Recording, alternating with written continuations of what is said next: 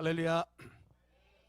오늘도 수요예배에 나오신 여러분께 우리 하나님께서 우리의 10년 가운데 하늘의 만나를 내려주셔서 우리의 주님의 말씀이 우리의 삶 가운데 생명이 되시고 양식이 되고 우리의 삶의 힘이 될 수 있는 귀한 말씀에 충만한 수요예배 시간이 되시기를 주님 이름으로 축원합니다. 오늘은 여러분과 함께 성막론 5번째 시간으로 오늘 물두멍에 대해서 말씀을 나눌 텐데, 제가 이번 성막론을 할 때는 한 가지 결심을 했습니다. 성막론이 사실은 이렇게 론이기 때문에 좀 딱딱합니다. 우리 항상 말씀 그냥 예와 들고 재미있는 말씀 이렇게 편하게 듣는 말씀 좋아하시다가 이게 좀 성경의 공부를 이게 또 하려 그러면은 가뜩이나 수요일 저녁에 와가지고 피곤한데 또 목사님 너무 좀 말씀이 너무 딱딱하고 좀 지루합니다. 이게 컴플레인이 좀 들어오는 수가 있습니다.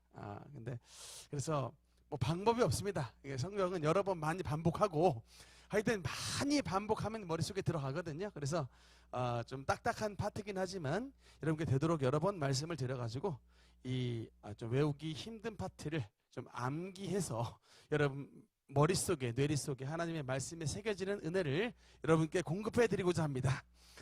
여러분 좀 힘들고 좀 피곤하시더라도 좀 이렇게 좀 최대한 귀를 좀 기울여서 들어주시면 감사하겠습니다. 좀 복습을 한번 하겠습니다. 성막의 7가지 기구, 이제 우리 성막 7가지 기구, 머릿속에 이게 성막의 그림을 좀 집어넣으면 좋습니다. 7가지죠. 첫 번째 뭐였죠? 문 이제 동문이었고, 두 번째 뭐였습니까? 번제단. 그 다음에 세 번째는요, 물두멍. 그 다음에 이제 성소 안으로 들어가서 네 번째 금 촛대. 다섯 번째 떡상. 여섯 번째 분향단. 일곱 번째는 언약궤. 벌써 좀 색깔이 좀 옅어진 것 같아요. 이거 좀. 네, 그래서 이 7가지 기구가 있는데, 여러분 특별히 이제 우리가 7가지 이 성막의 기구에서 이제 의미를 좀 배워야 됩니다. 그래서 특히 문이 의미하는 바는 뭐였을까? 문은 바로 예수님을 뜻합니다. 유일한 문이에요. 성막 안으로 들어가는 다른 문은 없습니다. 딱 동쪽으로 향한 유일한 문 문밖에 없습니다. 그래서 하나님 앞에 나아갈 수 있는 유일한 문, 바로 예수 그리스도를 뜻하는 것입니다. 성막 안에는 다른 문이 없고 동문으로 난 유일한 하나의 문이 있는데, 그 유일한 문이 바로 예수 그리스도, 예수를 뜻하는 거예요. 동쪽의 유일한 문, 예수님의 문입니다. 그 다음 그 번제단이 뜻하는 바는 뭐였죠? 번제단은 특히 이제 지난 시간에 번제단에 대해서 말씀을 나누는데, 번제단은 이게 첫 번째 재료가 2가지였습니다. 첫 번째 재료가 뭐였죠? 이 번제단의 나무는 조각목, 조각목이라고 하는 아카시아 우드 조각목으로 나눠졌고, 그 조각목을 뭐로 쌌습니까? 놋이라고 하는 이 재료로 쌌습니다. 그래서 이 조각목 가운데 놋은 특히 뭐를 상징했냐면 심판을 상징했어요. 놋뱀, 놋뱀을 이제 심판을 상징했기 때문에, 그래서 여러분 이 번제단이 궁극적으로 상징하는 바는 뭐냐면 예수님의, 동문은 예수님인데 번제단은 주님의 십자가예요. 그래서 동문은 예수님이고, 그 동문을 지나서 만나는 첫 번째 기구인 번제단은 그 예수 그리스도의 십자가예요. 여러분 그래서 이 죄를 지은 건 인간인데, 그 죄 지은 인간들을 대신해서 이 번제단에서 어린 양이 죽은 거예요. 죄 지은 인간들을 대신해서 이 번제단에서 어린 양이 죽으셨다. 그래서 이 번제단이 상징하는 바는 뭐냐면 갈보리 예수 그리스도, 갈보리 언덕의 십자가, 즉 죄를 지은 저와 여러분을 위해 갈보리 언덕에 예수님께서 십자가에 매어 달려 죽으심으로 말미암아 우리를 향한 하나님께 나가는 길을 열어놓으신 것입니다. 근데 정작 예수님 본인은 번제단에서 심판을 받으셨기 때문에 노수로 만들어진 거예요. 정작 저와 여러분을 살리시기 위해. 여러분, 그래서 로마서 6장의 말씀에 보면, 다음 PPT 보면요,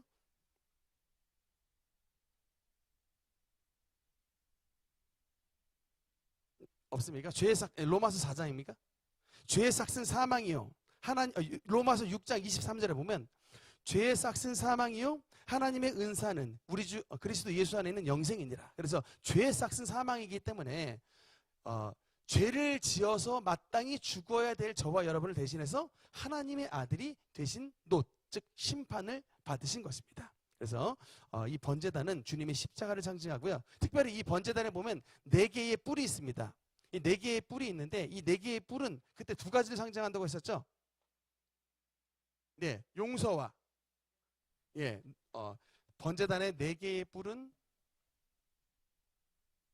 첫 번째는 주님의 용서, 즉 하나님의 구원을 상징하고, 두 번째는 하나님의 능력, 우리를 보호해 주시는 능력을 상징한다. 그래서 이 4개의 뿔은 주님의 십자가를 붙잡았을 때, 이게 뿔은 붙잡으라고 있는 것이거든요.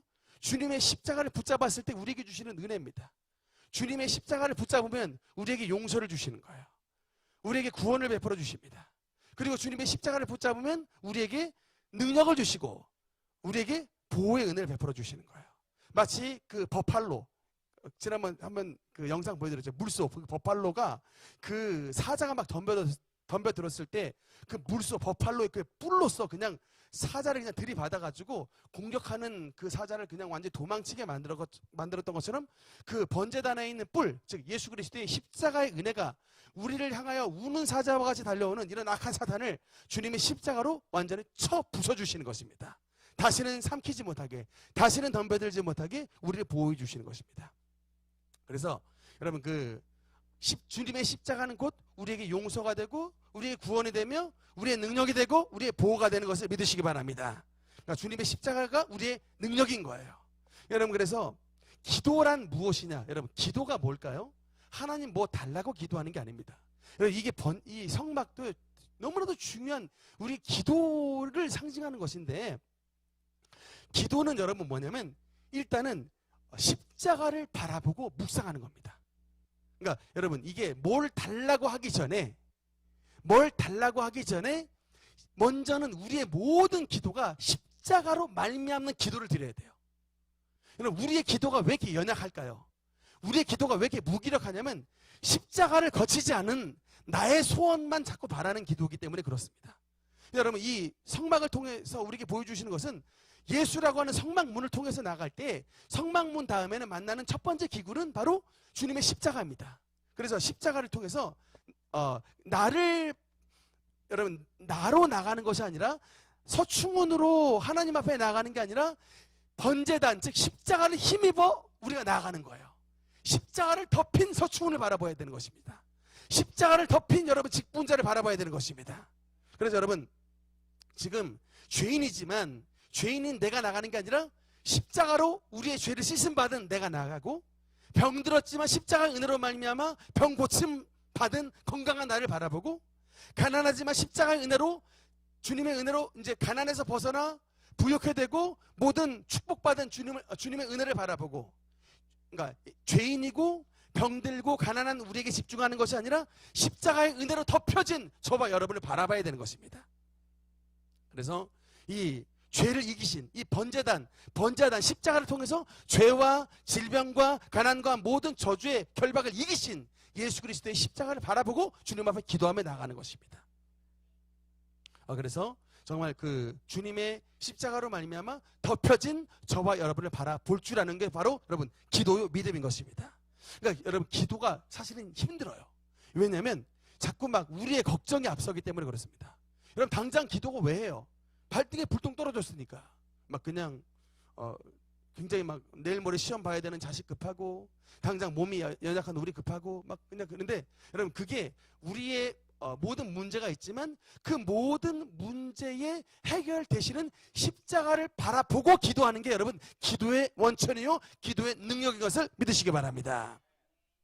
그래서 우리의 모든 기도는 이런 번제단 즉 주님의 십자가로 말미암아 하나님 앞에 나가는 길이 열리게 되는 것이고, 두 번째 오늘 이제 주제인 물두멍에 대해서 한번 보겠습니다. 오늘 물두멍이 여러분 이렇게 생겼습니다. 물두멍, 성막기구 물두멍 어떻게 생긴지 아시겠죠?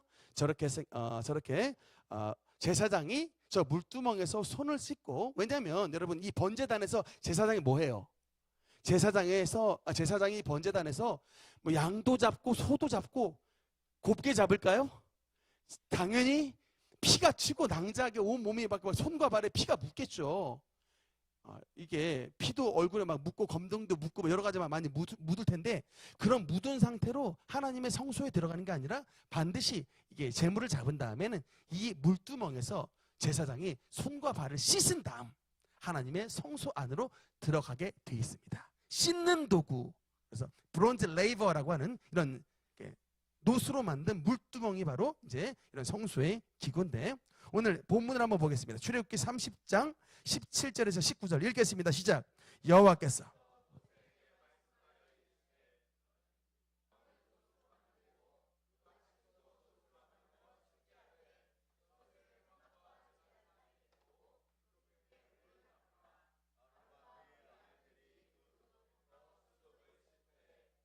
아멘. 여러분 일단 물두멍을 보니까 아까 그림의 첫 번째 재료가 물두멍을 만드는 재료가 나와 있습니다. 말씀해 보면요. 네, 18절에 보니까 너는 물두멍을 뭐로 만들고?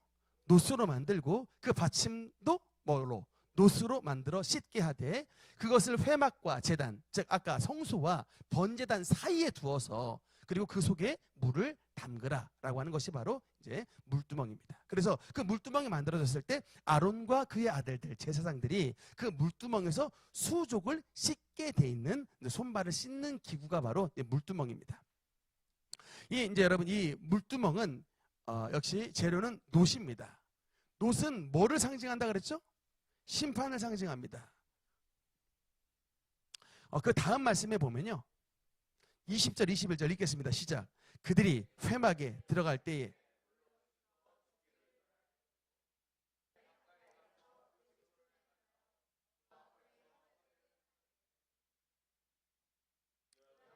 그들이 그 수족을 씻어 죽기를 면할지니 이는 그와 그의 자손이 되도록 영원히 지킬 규례니라. 아멘. 여러분 이게 20절 21절의 말씀에 보면 하나님이 두 번에 걸쳐서 죽기를 면하라 라는 말씀이 있습니다. 여러분 이게 뭐냐면 이 물두멍도 노수로 만든 이유가 뭐냐면 죄를 씻는 자리이기 때문에 그래요. 여러분 이게 이 번제단도 우리의 모든 죄를 씻는 그러니까 태워버리는 자리고, 이 물두멍은 우리의 모든 죄를 씻는 자리입니다. 죄와 관련된 자리이기 때문에 하나님은 이것을 금으로 만들라고 하지 않고 노수로 만들라고 그랬습니다. 즉 하나님의 심판의 자리예요.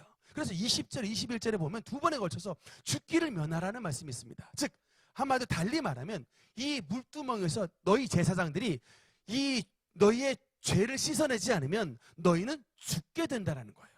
너희의 죄로 말미암아. 그러니까 여러분 이게 뭘 뜻하냐면 저나 여러분이나 우리 다 이제 하나님 앞에 나아갈 때 우리는 모두 다 죄인입니다. 그래서 우리의 모든 죄를 씻어야 되는 거예요. 그 죄를 씻어야 하나님 앞에 나아갈 때 죽지 않게 된다는 것입니다. 그러니까 반대로 말하면 우리가 죄를 씻지 않으면 저와 여러분은 죽는다는 거예요. 그러니까 여러분 우리가 성소에 하나님 앞에 함부로 나아갈 수가 없다라는 것입니다. 그래서 함부로 나아갈 수가 없고 반드시 전제는 우리의 모든 죄를 씻음을 받아야, 특별히 아론과 그 아들 제사장들도 그냥 나아가서는 안 되고 반드시 그 물두멍에서 죄를 씻어야만이 그 물로서 씻어져서 그 죄가 씻음을 받음으로 하나님 앞에 나아갈 수 있는 길이 열려지게 된다는 것입니다. 근데 오늘 여기는 특별히 이 물두멍에서 이 놋의 출처에 대해서 말씀을 하고 있습니다. 출애굽기 38장 8절 한번 읽겠습니다. 시작. 그가 놋으로 물두멍을 만들고 그 받침도 놋으로 하였으니 곧 회막문에서 수종드는 여인들의 거울로 만들었더라. 아멘. 오늘 이 이제 말씀에 나오는 그가는 이 브살렐입니다. 브살렐이 이 노수로 이 물두멍을 만들었는데 또 그 받침도 물두멍의 받침대도 노수로 만들었는데 그 노새 재료가 어디서 나왔다고요? 회막문에서 수종드는 여인들의 거울로 만들었다라는 것입니다. 이게 놋거울을 녹여가지고 브살렐이 물두멍을 만들었습니다.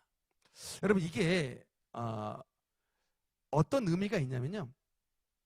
이게 여인들의 거울의 재료로 만들었는데 오늘 교회에 오실 때 우리 여자 성도님들 보니까 얼굴에 화장을 하고 오셨습니다. 여러분 옛날에 태진아 씨인가 거울도 안 보는 여자 뭐 그런 노래가 있었던 기억인데 화장 안 하는 여자라는 뜻이겠죠. 근데 보통은 여러분 오늘 교회에 올 때 아마 화장을 하실 때 거울 다들 보고 오셨을 것입니다. 제가 우리 성도님들 얼굴을 보니까 화장이 제대로 이루어졌어요. 만약에 거울을 안 보고 화장을 한다면 눈썹이 짝짝이로도 그려지겠고 입술 립스틱이 볼따구에 묻어져도 다 그게 거울을 봤기 때문에 이렇게 딱 지우고 이게 예쁜 화장을 하고 오셨을 텐데 여러분 하나님께서 이 여인들에게 놋거울을 하나님의 성물로 드리라고 요구를 했어요. 여러분 이게 무슨 뜻일까요? 이게 뭐냐면 여러분 당시에 놋거울은요 애굽의 여인들이 썼던 최고의 화장 도구였습니다. 그러니까 오늘날로 말하자면요 샤넬백 같은 거예요. 여러분 이게 여인들 샤넬백 정말 사실 들고 싶어 하죠. 돈만 있으면 그 가방 갖고 싶어 합니다. 이게 또 똥자 들어가는 거 있잖아요. 루이비통 이런 거 돈 있으면 다 들고 싶어 해요. 여러분 이스라엘 여인들이 지금 출애굽을 했을 때 엄청나게 귀한 아이템을 하나 얻어왔는데 그게 바로 놋거울이에요. 애굽의 여인들 최고 상류 여인들이 들고 다녔던 이 놋거울을 이게 하나님께서 은혜로 말미암아 이걸 갖고 나오게 하셨는데 하나님께서 그것을 성막의 도구로 내라 그러셨습니다. 여러분 같으면 이거 내기 쉽겠습니까? 어렵겠습니까? 아멘. 내야지 합니다. 그러니까 이게 근데 여러분 제가 생각했을 때 이게 과연 이 출애굽을 했을 때 이 여인들이 하나님 앞에 이 놋거울을 가져오기가 쉬웠겠는가 싶었는데 여러분 성경 말씀 출애굽 25장에 보니까 2절 말씀 한번 같이 읽겠습니다. 시작.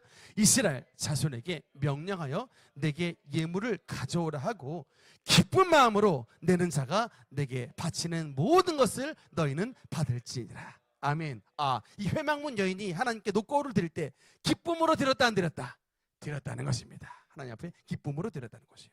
그러니까 이 은혜 받은 사람은 샤넬백도 루이비통 가방도 하나님 앞에 기쁨으로 드릴 수 있다 없다? 드리는 거예요. 오늘날의 아이템으로 바꾼다면. 근데 여러분 이게 어떻게 가능할까? 여러분 이 물두멍은 두 가지의 의미가 있습니다. 하나는 물두멍에 이게 의미가 두 가지 의미가 있는데 하나는 헌신의 의미예요. 그러니까 우리가 이게 놋거울을 어려워 하나님 앞에 드린다고 하는 것은 쉬운 일이 아닙니다. 굉장히 여인들 이게 만이나 있으면야 두 개도 세 개도 내도 되지만 이것은 희귀한 아이템이에요. 애굽 여인들이 최고의 화장품 도구로 썼던 것인데 사실은 내기 쉽지만 어떻게 이 이스라엘 여인들이 성막문에서 봉사했던 여인들이 어떻게 헌신할 수 있었느냐? 다른 게 아닙니다. 이게 하나님의 은혜를 체험했기 때문이에요. 여러분 우리가 어떻게 헌신할 수 있느냐? 다른 게 아닙니다. 은혜 체험해야 헌신할 수 있는 거예요. 여러분 가방이 아무리 귀해도 생명보다 귀합니까? 화장품 도구가 아무리 귀해도 생명보다 귀합니까? 근데 이 애굽에서 나올 때 이스라엘 여인들이 하나님의 은혜를 체험하는데 그렇게 발버둥 쳐도 애굽 땅에 못 벗어났는데 어린 양의 죽음을 통하여 하나님의 출애굽의 역사를 이들이 체험했던 거예요. 체험하면서 하나님의 병고침 받고 이 출애굽을 나오면서 하나님께서 이렇게 부귀하게 된 하나님의 은혜를 체험했더니 이들이 전부 다 주님 앞에 기쁨으로 예물을 드리겠다는 것입니다. 그래서 여러분 우리가 하나님 앞에 우리가 참 제가 이번에 라마나요시라고 하는 제가 기도원에 갔다 왔습니다. 라마나요 기도원이 어디에 있냐면 대관령에 있는 기도원이었어요.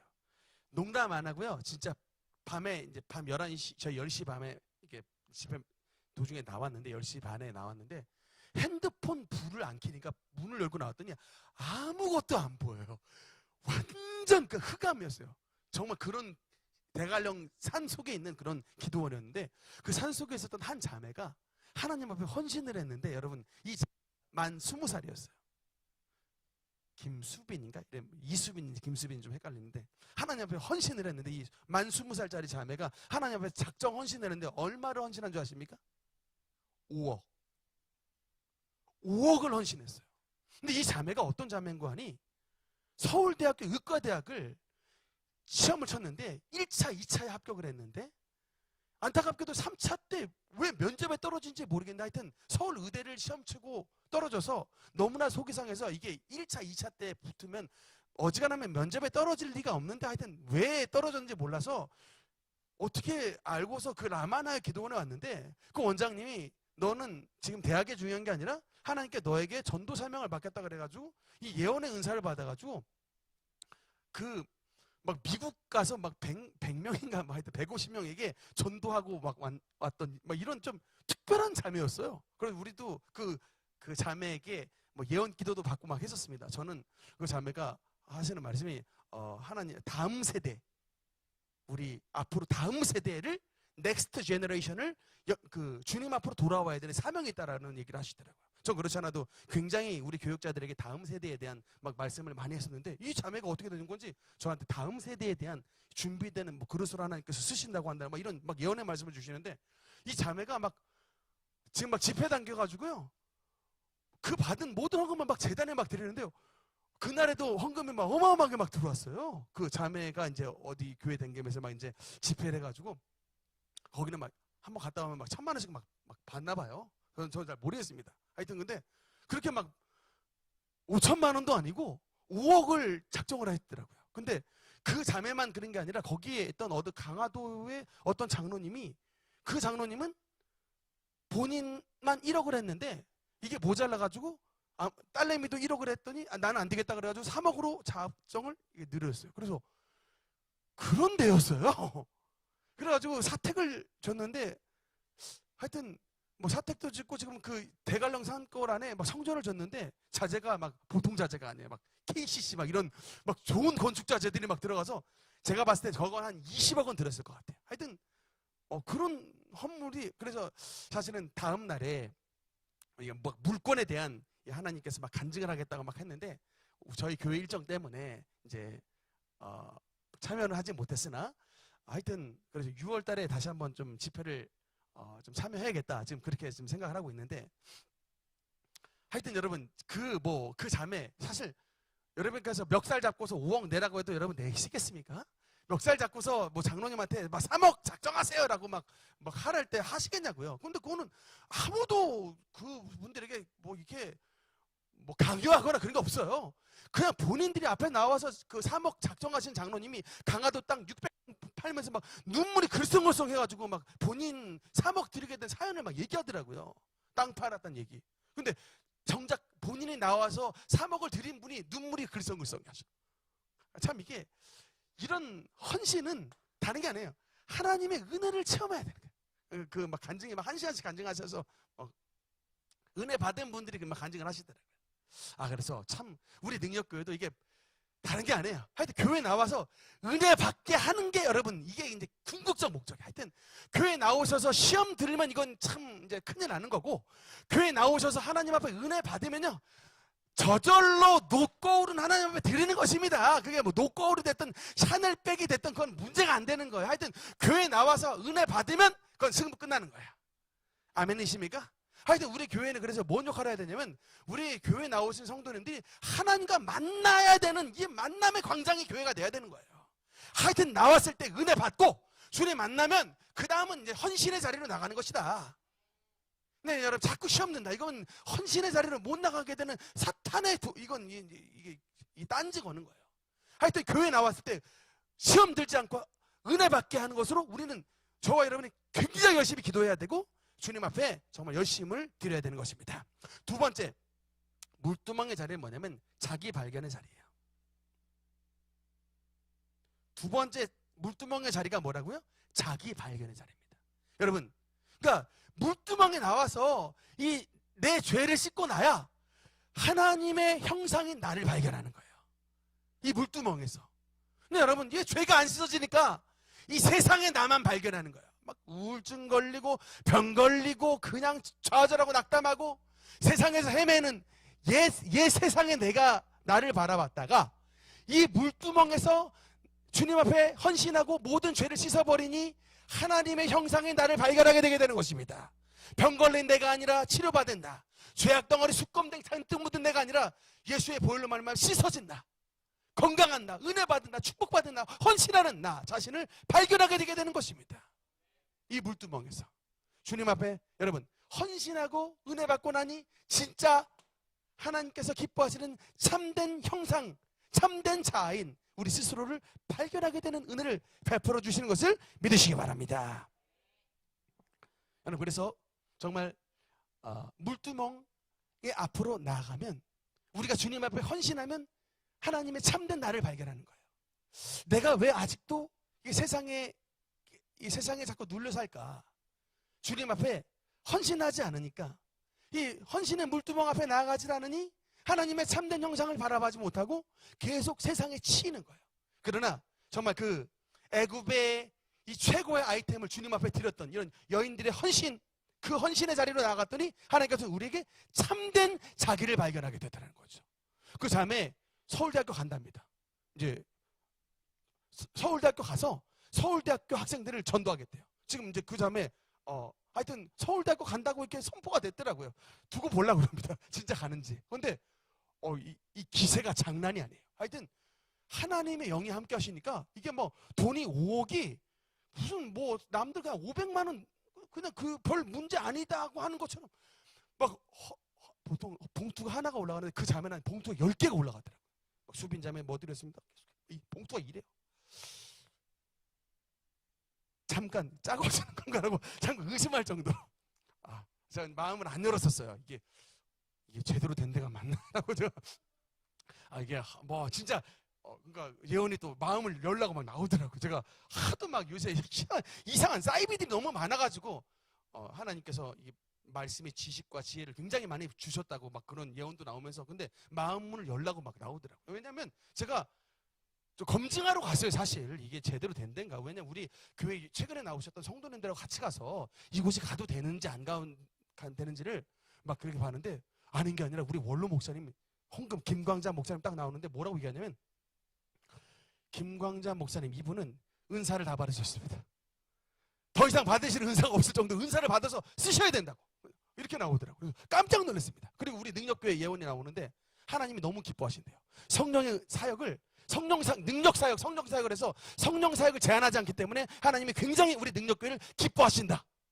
그 교회 나오시더라고요. 그래서 여기 괜찮은 것이구나. 제가 좀 안심을 했습니다. 우리 아이덴티티를 바로 찝더라고요. 성령운동의 센터 이거 아이덴티티를 바로 찝어서 뭐 정말 아무도 말 안 했거든요. 처음 갔어. 헌금 그냥 내고 왔는데 아무도 말을 안 했으나 원장님이 아시길래 여기 괜찮은 곳이구나라고 알았는데 그 전까지는 굉장히 마음이 다쳐가지고 제가 막 이거 막 오게티라도 찾아내듯이 막 눈을 막 부리부리 하면서 막 이렇게 보고 있었는데 그런 곳이더라고요. 참 그래서 참 은혜를 받고 왔었습니다. 어쨌든 이렇게 헌신하고 자기를 발견하는 이런 물두멍의 은혜다.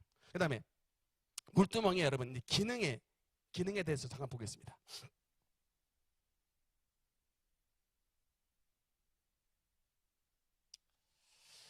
여러분 이 물두멍은 당연히 기능은 뭐겠습니까? 물두멍의 기능은 당연히 씻음이겠죠.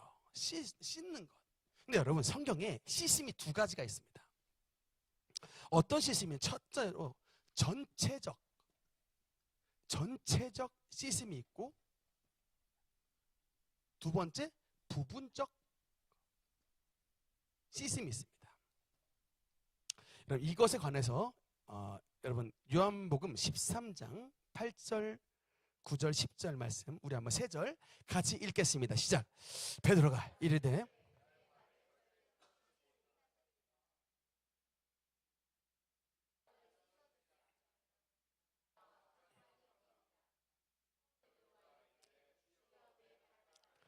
손과 머리도 씻어 주옵소서. 예수께서 이르시되 이미 목욕한 자는 발밖에 씻을 필요가 없느니라. 온 몸이 깨끗하니라. 너희가 깨끗하나 다는 아니니라 하시니. 아멘. 여러분, 이 우리가 읽었던 요한복음 13장의 이 말씀은 세족식에 대한 말씀입니다. 최근에 우리 능력교회 초등부와 아마 중고등부도 우리 정 목사님께서 세족식 미션을 미션을 낸 걸로 알고 있는데, 여러분 세족식에서 여러분 아마 상품권 어머니 아버지 발 씻고 우리 아이들은 상품권을 받았을 것으로 아는데, 이게 바로 예수님의 이 세족식에 여러분 이 지금 말하는 이 물두멍의 사건이 메시지가 담겨져 있습니다. 이 잘 아다시피 예수님께서 베드로의 발을 딱 씻기려고 왔을 때 베드로가 이게 선생님이 말씀드렸죠. 이 발을 씻는 것은 당시에 종 가운데서도 좌층 둘로스 종이 하는 것이기 때문에 어떻게 하나님의 아들이신 예수님이 자신은 나 같은 이런 죄인의 발을 씻을 수 있는가라고 상식적으로 생각해서 거절을 했습니다. 주님, 절대로 내 발을 못 씻습니다. 말이 안 되는 것입니다 라고 했을 때 예수님께서 뭐라고 얘기했냐면, 내가 너를 씻어주지 않으면 너와 나와 상관이 없다라는 예수님께서 엄히 경고의 말씀을 했을 때, 이때 시몬 베드로가 깜짝 놀라서 내가 뭔가 잘못한 것 같으니까 뭐라고 예수님께 다시 요청을 했냐? 그러면 주님, 상관이 없다니 그 말이 안 됩니다. 그러면 내 발뿐 아니라 손과 머리도 씻어주십시오 라고 이제 전혀 이제 각도를 딱 바꿔서 내 온 몸도 마치 주님 목욕시켜 주시옵소서라고 이제 반응을 한 거예요. 그때 예수님이 반응이 뭡니까? 10절에 예수께서 이르시되 이미 목욕한 자는 발밖에 씻을 필요가 없다라는 말씀을 하신 거예요. 여러분, 이게 두 가지, 예수님께서 이 두 가지의 그림을 하셨는데, 지금 예수님께서 목욕한 자는 이라고 말씀하신 이 목욕, 전체적 씻음입니다. 이 전체적 씻음은 어디냐면 번제단이에요. 번제단에서 1회, 이걸 뭐라 그러냐면 중생이라 그럽니다. 거듭남, 중생. 그러니까 십자가를 우리가 믿을 때 우리는 단번에 씻음을 받습니다. 우리의 온 몸이 마치 목욕한 것처럼 단번에 씻음을 받는 거예요. 여러분, 거듭남은 2회적 사건이 아닙니다. 거듭남은 단회적 사건이에요. 1회, 단번에. 로마서의 말씀에도 단번에 속죄하셨다. 단번에. 우리의 몸은 마치 전체적, 이게 이제 목욕으로 상징되는 단어예요. 번제단, 십자가, 중생, 이것이 바로 단회적. 우리는 그래서 예수님을 믿음으로 단번에 구원받은 것입니다. 예수님의 십자가로 우리는 단번에 구원받았는데, 그 다음에 여러분, 그런데 십자가의 은혜를 받은 사람이, 이건 이제 십자가예요. 십자가의 은혜를 받은 사람이 뭐가 필요해요? 우리에게 부분적 씻음이 필요한 거예요. 손발과 같은 부분적으로 발을 닦아야 되는 거예요. 왜? 우리는 먼지 많은 세상에 살고 있기 때문에. 그러니까 여러분, 구원파가요 왜 잘못됐느냐? 성경적으로 이 논리 딱 하다 되면 돼요. 구원파들은 우리가 구원받아서 변화받으면 그 다음부터는 우리 회개할 필요가 없다라고 말합니다. 거짓말이에요. 여러분, 왜? 예수님께서 요한복음 13장 10절에 목욕한 자도 발을 씻어야 된다고 말을 합니다. 십자가로 말미암아 구원받은 저와 여러분도 이 세상 살아가면서 우리에게 손과 발에 먼지가 묻듯이 죄를 짓기 때문에 날마다 물두멍, 세족식에 회개를 날마다 해야 되는 거예요. 그래야 하나님의 성소에 들어가는 것입니다. 물론 주님의 십자가는 우리의 번제단에서 우리가 완벽하게 거듭났습니다. 그러나 우리가 지금 천국에 살고 있질 않아요. 저와 여러분은 죄 많은 죄악 세상 속에 살고 있기 때문에 우리의 발이 먼지가 묻습니다. 그러니까 예수님께서 그걸 아시고 베드로의 발을 씻어주시는 것이죠. 그래서 생활의 회개입니다. 여러분, 그래서 이 물두멍이 상징하는 바는 뭐다? 생활의 성결이에요. 십자가로 단번에 중생을 했지만 날마다의 회개를 드려야 된다, 안 드려야 된다? 드려야 되는 것입니다. 구원파는 잘못된 거예요. 거듭났으면 회개가 필요 없다는 말은 성막에 물두멍이 필요 없다라는 말하고 똑같습니다. 하나님은 성막에 번제단도 뒀지만 물두멍도 그 옆에 두셨어요. 생활의 회개, 날마다의 회개를 하라는 것입니다. 여러분, 그래서 우리가 온전해지지 않는 거예요. 그래서 여러분, 신학적 용어에 뭐가 있냐면 두 가지. 하나, 칭의가 있습니다. 이거는 바로 칭의가 중생이에요. 그러나 어떤 용어가 있냐면 성화가 있습니다. 성화는 물두멍이에요. 즉 하나님께서 우리를 십자가로 말미암아 의롭다 칭해 주셨습니다. 예수님의 십자가로 말미암아 우리는 의롭다 칭함을 받은 사람들이에요. 그러나 여러분, 그 칭의를 받은 사람이 다음 장소는 성화, 물두멍에 가서 우리의 죄를 날마다 씻어내는 거예요. 여러분, 누가 성화가 됐습니까? 야곱이잖아요. 야곱은 아브라함의 손자고 이삭의 아들입니다. 근데 태어날 때부터 뭐예요? 야곱, 얍삽한 놈이에요. 형님 장자권도 그냥 팥죽으로 그냥 뺏어버리는 아주 얍삽한 놈입니다. 근데 뭐예요? 약속의 아들이에요. 아브라함과 이삭과 야곱의 하나님이 약속의 아들입니다. 근데 여러분, 그 야곱이 첫 판부터 온전해졌습니까? 아니에요. 형님 팥죽으로 형님 장자권을 뺏을 만큼 굉장히 불완전한 사람입니다. 근데 여러분, 그래서 하나님께서 이 야곱을 저기 밧단 아람에 보내셔가지고 죽도록 20년간 라반, 그보다 더 얍삽한 삼촌 라반을 만나게 하셔서 깨지게 만드는 거예요. 모난 곳을 다 이게 정으로 다 쳐가지고 부들부들하게 만들고 난 다음 마지막에 여러분, 그 야복 강가에서 하나님을 야곱을 뭐로 만들어 주세요? 이스라엘로 변화시켜 주시는 것입니다. 깨뜨려서. 이게 바로 물두멍, 성화예요. 우리 모두 십자가의 은혜를 받았지만 한 방에 완벽해지지 않습니다. 우리 모두 다 야곱의 근성들이 있어요. 너도 나도. 그러니까 여러분, 근데 지금 이 야곱을 모습 보고 그냥 자꾸 막 정죄하고 자꾸 나쁜 말 해서는 안 돼요. 왜? 하나님께서 그 영혼을 통해 물두멍에 계속 가까이 나아감으로 말미암아 우리의 영혼을 씻어서 그 야곱이 아니라 그 영혼을 결국 뭘로? 이스라엘로 바꾸시는 하나님의 약속이 우리 자녀들에게, 우리 성도들에게 있기 때문에 지금 너무 야곱의 모습만 보고 자꾸 정죄하고 자꾸 험담하는 그렇게 되면 안 된다. 그러니까 우리의 영혼을 물두멍으로 계속해서 주님의 성소로 이끌면 하나님의 성소에서 그가 변화돼서 얼마든지 그 영혼도 야곱에서 이스라엘로 변화되는 은혜를 누릴 수 있기 때문인 것입니다. 그래서 여러분, 이게 하나님의 이 물두멍에서는 우리의 모든 이제 생활의 회개, 생활의 성결을 통해서 주님 앞에 나아가게 된다. 근데 여러분, 이제 그건 이제 마지막입니다. 근데 이 물두멍 속에 있는 물두멍 속에 있는 물, 우리를 씻어내는 물은 과연 어떤 것인가? 여러분, 물두멍 속에 있는 물이 성경적으로 어떤 것인가? 한번 에베소서 5장 26절 읽겠습니다. 시작. 이는 곧 물로 씻어. 아멘. 여러분, 물두멍 속에 있는 물이 뭐라고요? 물로 씻어 말씀으로 깨끗하게 하사. 따라합시다. 물로 씻어 말씀으로 깨끗하게 하사. 여러분, 그래서 물두멍 속에 담겨져 있는 물이 뭐라고요?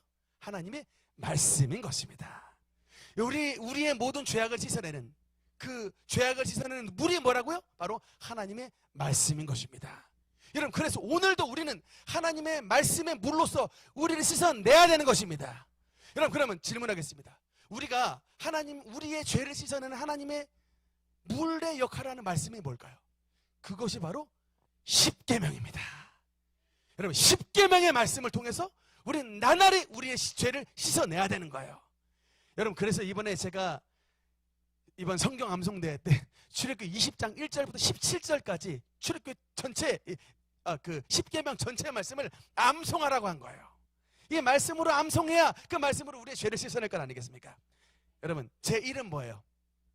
제 십계명 제 1은 나 외에는 다른 신을 섬기지 말라. 그래서 탁 떠올리는 거예요. 우리의 삶을 물두멍의 말씀으로 비춰봐야 되는 거예요. 내가 지금 나에게 어떤 죄가 묻었는가, 나에게 어떤 죄의 검댕이 묻었는가를 십계명의 말씀으로 비춰봐야 되는 거예요. 너는 나 외에는 다른 신을 섬기지 말라 했는데 나에게 다른 어떤 우상이 있는가? 혹시 돈이 나에게 우상인가? 자녀가 나의 우상인가? 당신 나에게 어떤 하나님보다 더 사랑하는 게 있는가를, 다른 신이 있는가를 비춰보라는 거예요. 나에게 다른 신이 있는가 비춰보고, 두 번째, 우상을 섬기지 말라고 했어요. 나의 집에 어떤 우상이 있는가? 여러분, 진짜 혹시 불상이 있는가? 집에 혹시 조상 제사라고 하는 이런 우상이 남아있는가? 혹시 부적이 나에게 남아있는가? 이런 하나님께서 정말 미워하시는 이런 우상들, 또 말씀드렸다시피 혹여나 나의 자녀가, 혹여나 나의 어떤 입시가, 나의 직장이, 나의 물질이 진짜 이게 나의 우상이 아닌가를 하나님의 말씀으로 돌이켜 보라는 거예요. 또 세 번째 뭡니까? 하나님의 이름을 망령되이 말하지 말라. 여러분, 하나님은 정말 이름이 거룩히 여김을 받으시오며입니다. 주기도문에서. 절대로 하나님의 이름을 망령되이 말하시면 안 돼요. 하나님의 이름 가지고 뭐 까불래 뭐 이런 거 안 된다. 절대 안 된다는 거, 이런 거.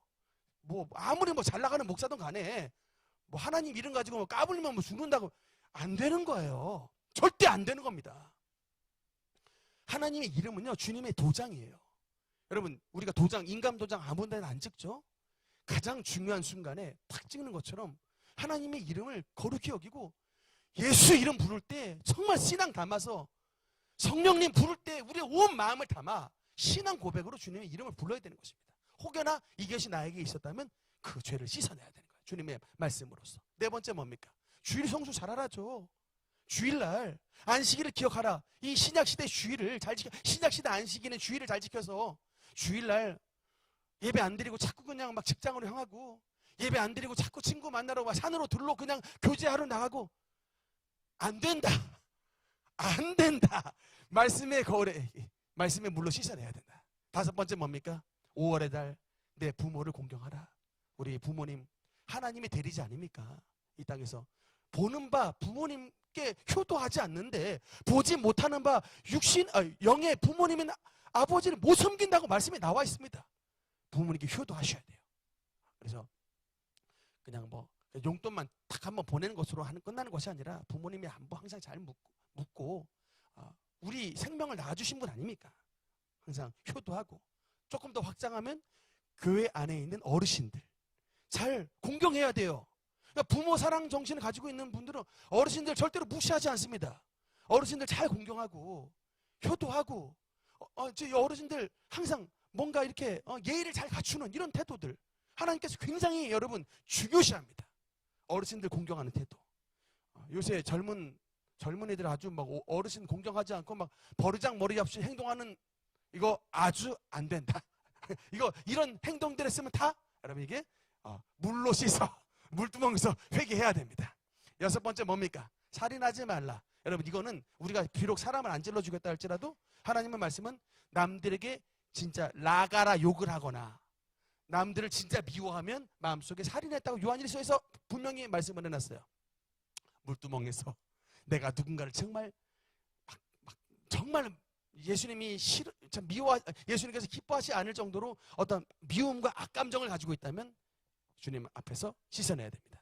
일곱 번째 뭡니까? 간음하지 말라. 예수님은 마음속에 음심을 품어서도 마음에 간음했다고 했으니 한 사람도 여러분 우리가 뭐 떳떳할 사람이 없어요. 다 주님 잘못했습니다. 주님의 물동 앞에서 우리의 이런 어떤 성적 이런 막 잘못된 행동들, 잘못된 마음 품은 것까지 주님 앞에 다 회개해야 됩니다. 여덟 번째 뭡니까?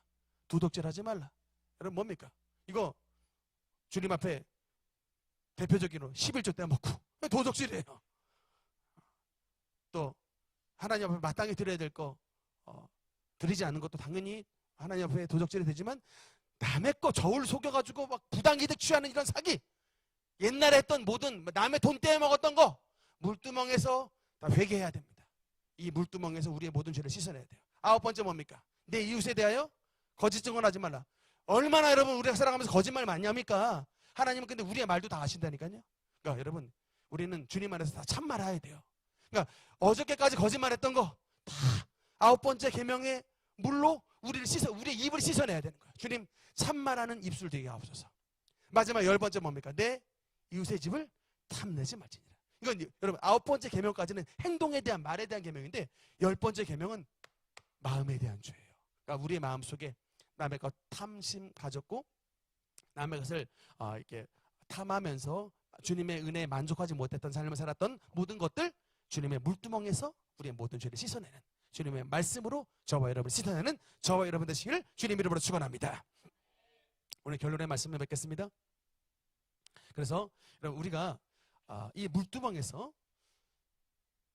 주님 앞에 가는 그날까지 날마다 우리의 씻음을 멈춰서는 안 됩니다. 날마다 참해야 돼요. 여러분 그래서 잠자기 전, 이 눈에 잠자기 전, 여러분 진짜 말씀드릴게요. 꼭 하여튼 하루를 마감하기 전, 잠자기 전에 반드시 하나님의 물두멍 앞에서 여러분의 모든 죄를 씻는 기도를 드리고 주무십시오. 왜냐? 혹여나 다음날 눈을 못 뜰 수 있기 때문에 그렇습니다. 육신의 눈을 못 뜰 수 있기 때문에 그래요. 그런 돌연사들이 굉장히 많이 일어나요. 실제로 제 주변에도 실제 30대 내도 30대 초반에 가장인데 다이어트 약을 먹다가 심장에 스트로크가 와가지고요 못 일어났어요. 다음날에 진짜 그냥 급 심장사로 돌아가셨다니까요. 막 BMW 끄는 부유한 집인데 저 그래서 여러분 살찐 사람 다이어트 약 먹으라고 저 하지 않고 싶어요. 사세요. 그냥 뚱뚱하면 뚱뚱한 대로 그냥 자연적으로 다이어트 하면 좋겠습니다만 다이어트 약 막 먹고서 막 살 빼다가 명단축하지 말고 그냥 자연적으로 빼는 건 좋습니다. 근데 그렇게 막 무리하면서까지 검증된 약 말고는 이게 함부로 약 먹으셔서는 안 된다. 여러분 검증된 약 말고는 먹지 마시고 저도 다이어트를 해야 되는 사람인데 약은 안 먹어요. 혹시나